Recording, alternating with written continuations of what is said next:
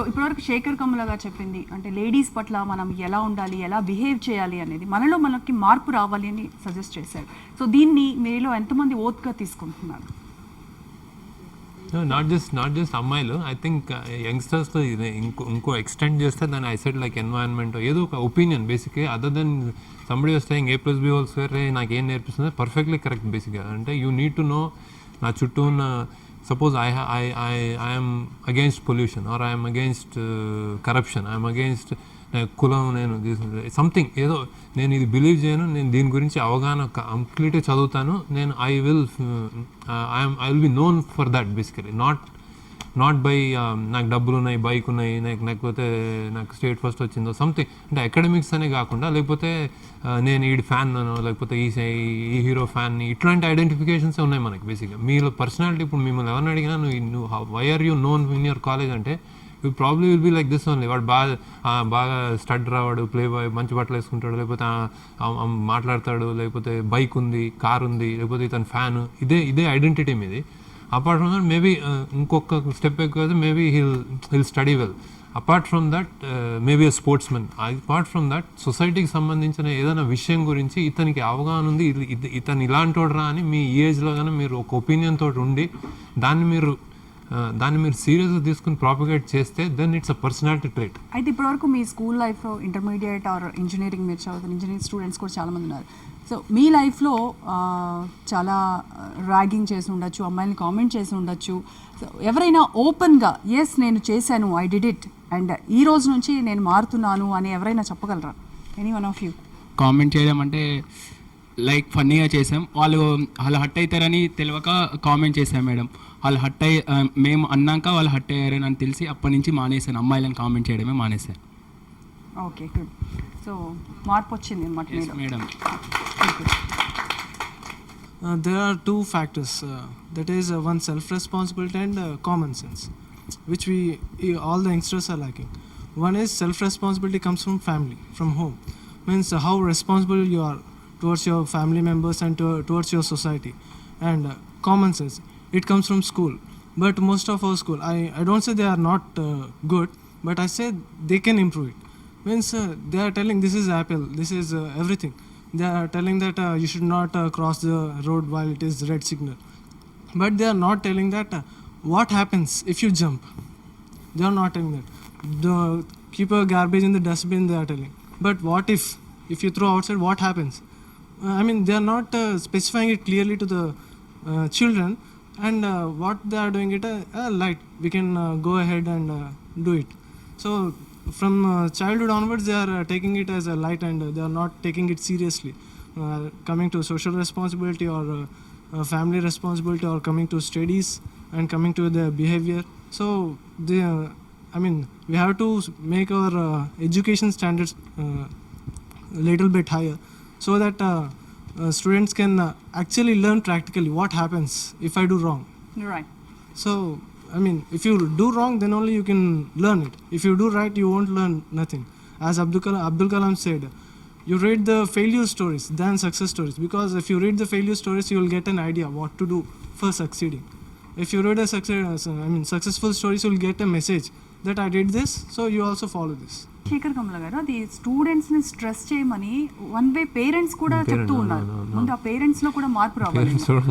కేవలం అది ర్యాంకుల మయం అయిపోతుంది, ఆ ఇదిలోనే వాళ్ళు కూడా ఇది అవుతున్నారు తప్ప అసలు వాళ్ళు ఎన్ని గంటలు కూర్చోగలరు, ఎన్ని గంటలు చదివితే కరెక్ట్ గా వాళ్ళ బుర్రలోకి ఎక్కుతుంది అనేది ఎవరు ఆలోచించట్లేదు. ఇప్పుడు మా చిన్నప్పుడు మేము బాగా మాకు గుర్తు బయట ఆడుకునేవాళ్ళం బాగా, అన్ని రోడ్ల మీద బయటకు వచ్చి. ఇప్పుడు బయటే ఉండేవాళ్ళం, అంటే ఇక చదువు మీద అంత ఉండేది ఏదో చదువుకునేవాళ్ళం. అప్పుడు నాన్న వస్తే ఏదైనా తిడతాడని చెప్పి వచ్చే టైంకి తిరిగి వచ్చేవాళ్ళం. ఇప్పుడు అలా లేదు. యాక్చువల్లీ బయటకు వెళ్ళి ఓపెన్గా ఆడుకుని అలాంటి ఇది కూడా లేదు సిస్టమ్. అంటే మన ఎన్వైరన్మెంట్ అలా క్రియేట్ చేసుకున్నాం. స్కూల్స్లో గ్రౌండ్స్ లేవు బేసిక్గా.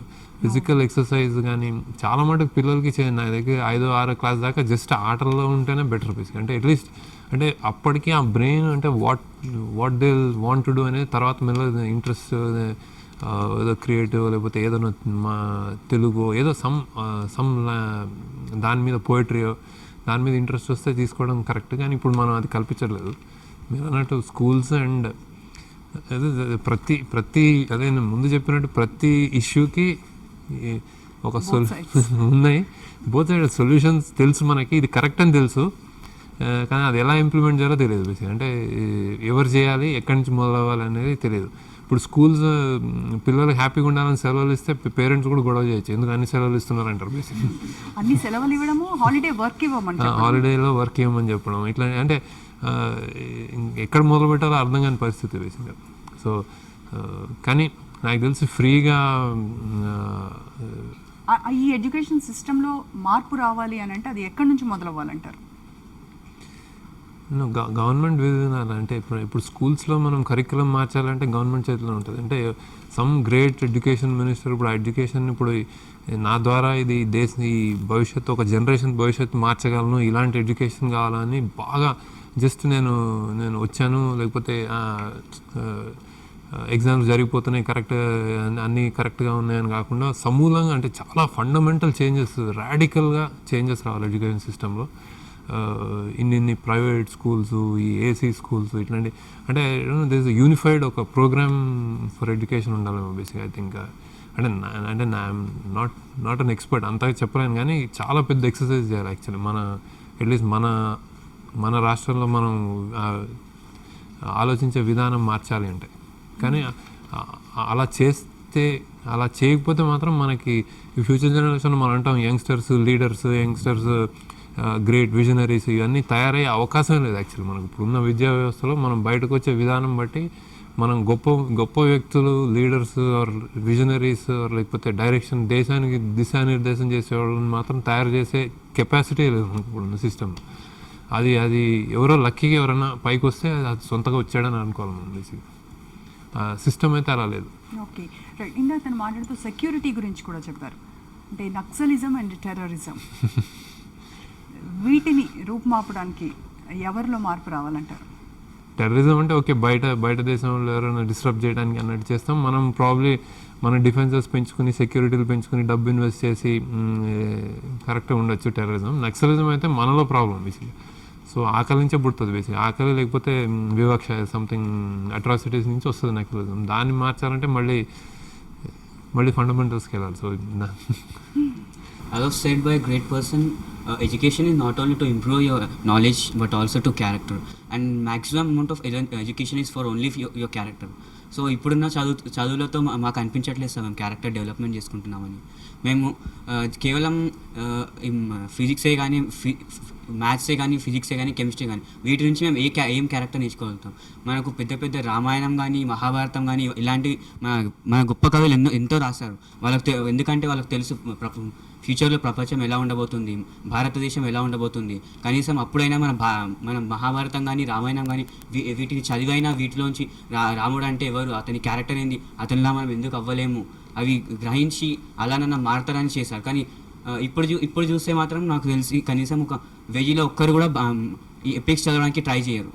మీరు ఎప్పుడైనా ఎపిక్స్ చదవడానికి? నేను కూడా చదివాను, అది ఆ జనరేషన్ అలా ఉంది. అంటే రామాయణం మహాభారతం అంటే ఇప్పుడు మనం బైబిల్ చదువుకోవచ్చు, ఖురాన్ చదువుకోవచ్చు, ఎవరికి అంటే మనం అది కరిక్యులంలో మనం ఇవి ఇన్కల్కేట్ చేయలేము బేసిక్గా. సో అది మీ ఫ్యామిలీ నుంచి మీరు నేర్చుకుని అందులోంచి మంచి తీసుకుని, అన్నిట్లో మంచి చెడు ఉంటాయి, చెడు వదిలేసి మంచి తీసుకుని ముందుకెళ్తే ఓకే. ఇవాళ రేపు ఉన్న ప్రాబ్లమ్స్ చాలా పెద్దవి. అంటే లైక్ యూత్ అవి హ్యాండిల్ చేయగలరా? అంటే యూత్ పాలిటిక్స్లోకి ఎంటర్ అవ్వాలని అందరూ అంటున్నారు. అవి హ్యాండిల్ చేయడం ఎంతవరకు వాళ్ళు హ్యాండిల్ చేయగలరు? వాళ్ళు 25 to 30 ఆ ఏజ్లో ఉంటారు. ఆ ఏజ్లో ఎంత వాళ్ళు తీసుకోగలరు, ఎంత డిప్లొమాటిక్గా ఆలోచించగలరు? ఎంత పెద్దవాళ్ళే అది చేయలేకపోతున్నారు, అంత పెద్ద డెసిషన్స్. ఇప్పుడు తెలంగాణ, ఆంధ్ర ఇవ్వాలని ఆ డెసిషన్ ఇప్పుడు ఒక యూత్ అక్కడ ఉంటే ఎలా రియాక్ట్ అయ్యేవాడు? అంత పెద్ద డెసిషన్స్ వాళ్ళు ఎలా తీసుకుంటారు? If I see Sheikha Kamala as a director now, if I next 5 years or 10 years, if I see Sheikha Kamala as a politician, so what would be your agenda and what would be your agenda and goals for the security for the women and for the youth? ఇప్పుడు పరిస్థితి ఎట్లుందంటే మీరెంత smart, నేనెంత smart అనేది చెప్తాను. నాకు ఇప్పుడు motive ఉందని తెలిస్తే మీరు నాతో మాట్లాడరు. అరే శేఖర్ కమల్ వీడికి ఓటు కోసం వచ్చాడరా అంటారు మీరు. ఎందుకు? సో చాలామంది అడిగారు ఐ కేర్ మీకేంటి అని. అరే నాకేం లేదు బాబు, నాకేం అక్కర్లేదు. మీరు మీ ఇంట్లో మీకు మీరు మీ అమ్మ నాన్నలు చెప్తారు నువ్వు తాగొద్దు, లేట్గా రా, చదువుకోరా, లేకపోతే దొంగతనం చేయొద్దు, లంచం ఇవ్వద్దు, అమ్మాయిని ఏడిపించొద్దు, ఇట్లా చెప్తారు కదా. అలానే నేను కూడా అమ్మాయిని రెస్పెక్ట్ చేయమని చెప్తున్నాను. ఈ బ్యాడ్ చేసుకుంటే వేసుకొని, లేకపోతే లేదు, నాకేం లేదని చెప్తున్నాను బేసిక్గా. ఫస్ట్ నాకేదో ఉంది, 5 years తర్వాత నేను పాలిటిక్స్లోకి వస్తానంటే నన్ను ఎవడు మాట విన్నాడు, మొహం కూడా చూడాడు. మీరు అంత స్మార్ట్ బేసిక్గా, అంటే మీరు కాదు నేను అంతే స్మార్ట్. ఎవడైనా మోటివ్ తోటి వస్తున్నాడంటే వాడికి ఏదో కావాలనుకుంటాను బేసిక్గా. సో అది ఆ సంగతి వదిలేయండి బేసిక్గా.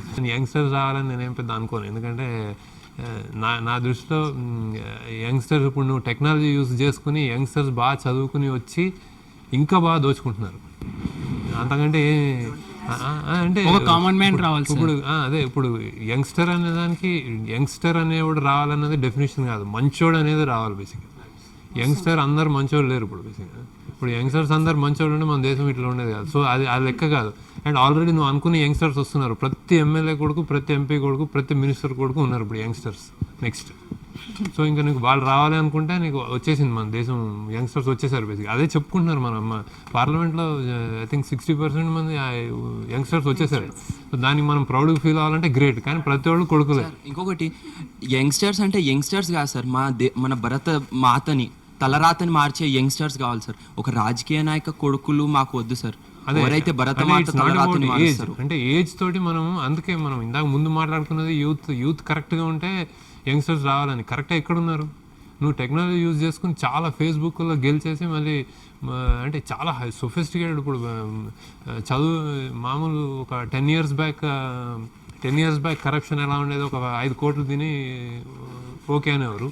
ఇప్పుడు 500 కోట్లు తింటున్నారు. అంటే ఏంటి బేసిక్గా అంటే నీకు మల్టిప్లై అయిపోయింది, టెక్నాలజీ మల్టిప్లై అయిపోయింది అనమాట. టెక్నాలజీ సైజ్ బాగా పెరిగింది. సో యంగ్స్టర్స్ వచ్చారు, యంగ్స్టర్స్ వచ్చి ఏం చేస్తున్నారు సార్? ఇంకొకటి sir, it's not about youngsters వస్తే మన దేశం తలరాత మారుతుందని మాత్రం నేను అనుకోవట్లేదు. బేసిక్గా రావాలి, కరెక్టే, ఫ్రెష్ బ్లడ్, ఫ్రెష్ థింకింగ్ అని కావాలి. కాకపోతే fundamentals about coming in to politics or doing service is I think selflessness. నాది, నేను, ఇది వదిలేసి దేశం, ఒక బ్రాడర్ వ్యూ, అవగాహన, అంటే దేశాన్ని అర్థం చేసుకున్న విధానం, అవన్నీ ఇన్కల్కేట్ చేసుకుని నాకు కంప్యూటర్ సైన్స్ ప్రోగ్రామింగ్ వచ్చి కాబట్టి నేను యంగ్స్టర్ని పాలిటిక్స్లో వచ్చి నేను అన్ని అనాలైజ్ చేసి లెక్కలు తీసి ఇక్కడ అని చెప్తానని కాదు. బేసిక్ దేశాన్ని అర్థం చేసుకునేవాడు కావాలి. ఒక కామన్ మ్యాన్ కానీ లేదంటే ఒక పొలిటికల్ బ్యాక్గ్రౌండ్ లేనటువంటి వ్యక్తి కనుక తను పాలిటిక్స్లోకి వస్తే ఎంతమందికి సామాన్యులు మిమ్మల్ని ప్రజలు ఎంతమంది ఎన్నుకుంటారు? బేసిక్గా ఇప్పుడున్నటువంటి కండిషన్లో మీ దగ్గర డబ్బు ఉండదు, ఎన్నుకోరు కూడా. యాక్చువల్లీ చాలా కష్టం. ఒక చిన్న బ్రేక్ తీసుకుందాం.